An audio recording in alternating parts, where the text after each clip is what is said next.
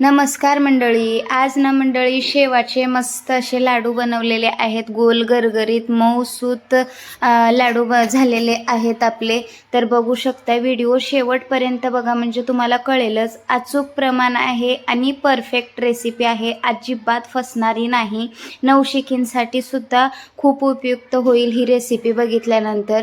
तर व्हिडिओ नक्की शेवटपर्यंत बघा म्हणजे तुम्हाला कळेलच. अचूक प्रमाण आहे, परफेक्ट रेसिपी आहे. मऊसूत लाडू होण्यासाठी काही टिप्स आहे त्याच्यामध्ये. बघू शकताय मस्त असे मऊसूत लाडू झालेले आहेत आपले. आता इथं मी बेसन घेतलेलं आहे. बेसन पीठ वजनी प्रमाणात अर्धा किलो आहे आणि मी इथं कपाच्या मेजरमेंट घेतलेला आहे. तुम्ही वाटीचा सुद्धा घेऊ शकताय. आता या कपाने मी 4 कप बेसन घेतलेलं आहे. चाळून घ्यायचं आहे बेसन, म्हणजे जेव्हा आपण पीठ मळून घेतो तेव्हा गाठी गुठळ्या याच्यामध्ये राहणार नाहीत. शक्यतो बेसनचं पीठ चाळूनच घ्या. पाव चमचापेक्षाही थोडीशी हळद टाकायची आहे याच्यामध्ये आणि चवीनुसार थोडंसं चिमटीत बसेल इतकं मीठ टाकून घेतलेलं आहे. ऑप्शनल आहे, तुम्हाला आवडत असेल तर टाकू शकताय, नाही तर स्किप केलं तरी चालेल. एकजीव करून घ्यायचं आहे मिश्रण सगळं आणि थोडं थोडं पाणी घालून आता सैलसर डो मळून घ्यायचं आहे. आपण शेवाचं पीठ कसं मळून घेतो तशा पद्धतीचं आपल्याला शेवाचं पीठ मळून घ्यायचं आहे. आता इथं बघा मळून झालेलं आहे पीठ आणि आता सुऱ्यामध्ये आता आपण हे पीठ भरून घेणार आहोत. तर जेवढं मावेल तेवढं पीठ आता आपण भरून घ्यायचं आहे याच्यामध्ये. तेल कडकडीत गरम करून घ्यायचं आहे. गॅसची फ्लेम मोठी ठेवायची आहे. कडकडीत गरम झालं की शेव याच्यामध्ये गाळून घ्यायची आहे. लक्षात असू द्या, शेव आपल्याला कडक काढायची नाही, मऊसूत शेव काढायची आहे. लगेच उलटपुलट करून घ्यायची आहे शेव. तुम्हाला व्हिडिओमध्ये दिसतच असेल, बघू शकताय. शेवगा बाजूला ठेवायचा किंवा सुऱ्या बाजूला ठेवायचा. थोडंसं बुडबुडे तेलातले कमी झाले की लगेच शेव पलटी मारून घ्यायची आहे. खालच्या बाजूने सुद्धा शेव मस्त असं तळून घ्यायचं आहे.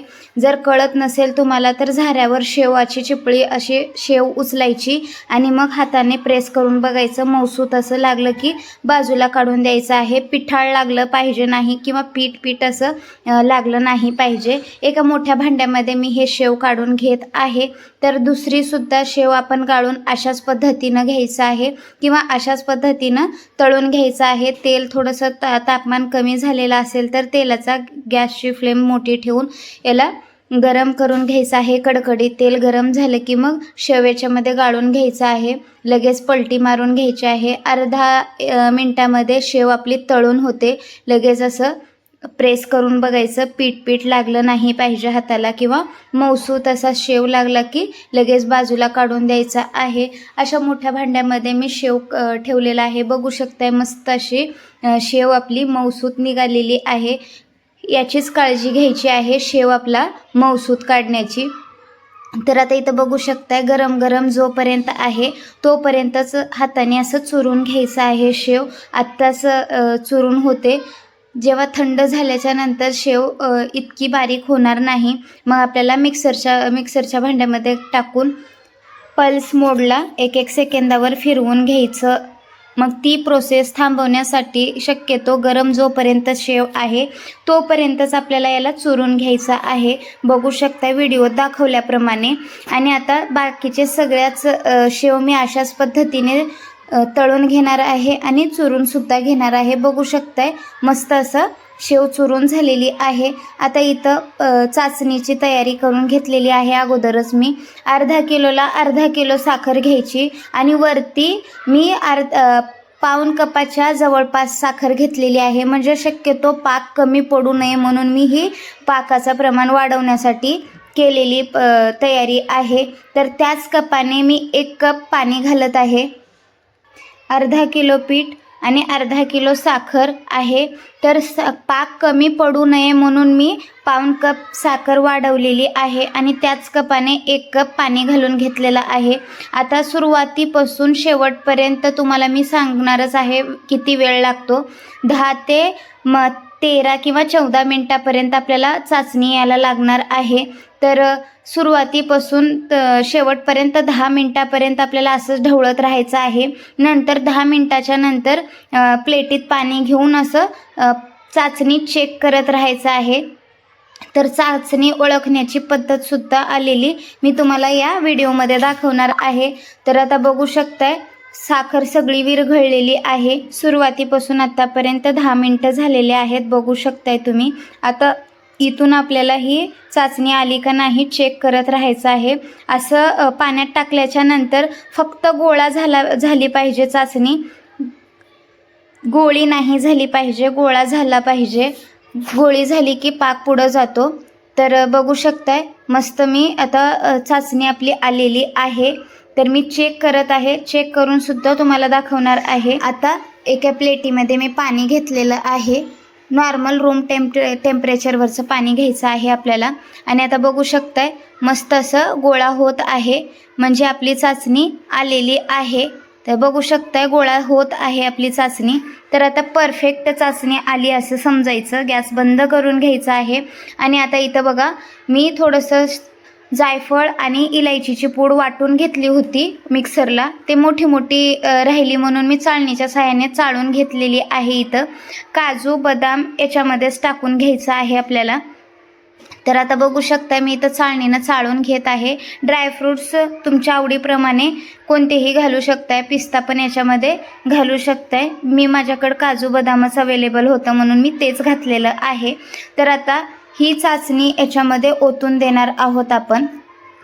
लक्षात असू द्या कितीही परफेक्ट प्रमाण घेऊन आपण चाचणी बनवलेलं असलं तरी थोडी थोडी करूनच आपल्याला चाचणी याच्यामध्ये ओतून द्यायची आहे.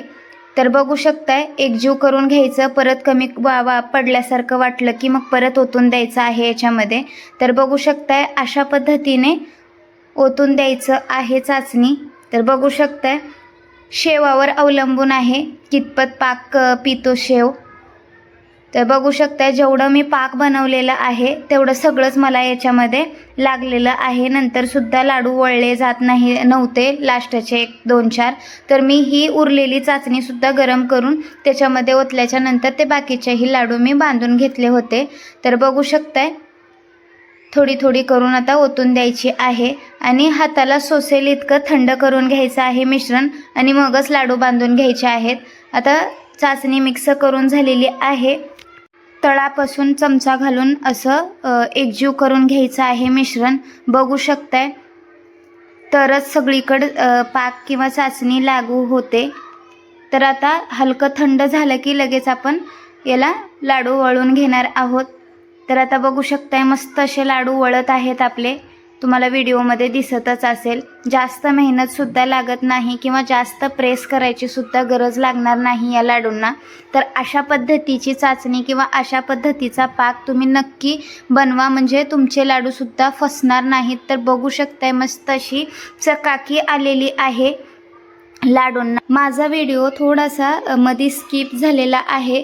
तर मी इथं मऊसूत लाडू येण्यासाठी 2 ते 3 चमचे डालडा घातलेला आहे. तूप घातलं तरी चालेल किंवा डालडा अवेलेबल असला तर डालडा घातला तरी चालेल. तर बघू शकताय मस्त मऊसूत असे लाडू होतात डालडा किंवा तुपाचा वापर केल्याने. लई नाही तर 2-3 चमचे घालायचं आहे. सुरुवातीपासून शेवटपर्यंत लाडू असेच मस्त वळले जात आहेत. बघू शकताय तुम्ही व्हिडिओत जसं आत्ता दाखवत आहे मी. तर शेवटचा लाडूसुद्धा अशाच पद्धतीने मी बनवलेला आहे किंवा जास्त मेहनत लागलेली नाही. खूप छान लाडू वळले जात आहेत. तर बघू शकताय मी मस्त गार्निशिंगसाठी वरनं मनुका लावत आहे. ऑप्शनल आहे, आवडत असेल तर लावू शकताय, नाही तर स्किप केलं तरी चालेल. तर बघू शकताय मस्त असे लाडू आता वळत आहेत. बाकीचेही लाडू मी अशाच पद्धतीने वळून घेणार आहे. अचूक प्रमाण, परफेक्ट रेसिपी अशा पद्धतीने नक्की बनवा. पहिल्याच प्रयत्नात बाजी माराल तुम्ही. तर बघू शकताय आता सगळेच लाडू मी वळून घेणार आहे अशाच पद्धतीने. व्हिडिओ कसा वाटला नक्की कमेंट्स बॉक्समध्ये सांगायला विसरू नका. माझा व्हिडिओ तुम्हाला जरी आवडला असेल तर लाईक करा, शेअर करा, कमेंट करा. परत भेटू अशा एका नवीन रेसिपीसोबत. तोपर्यंत धन्यवाद.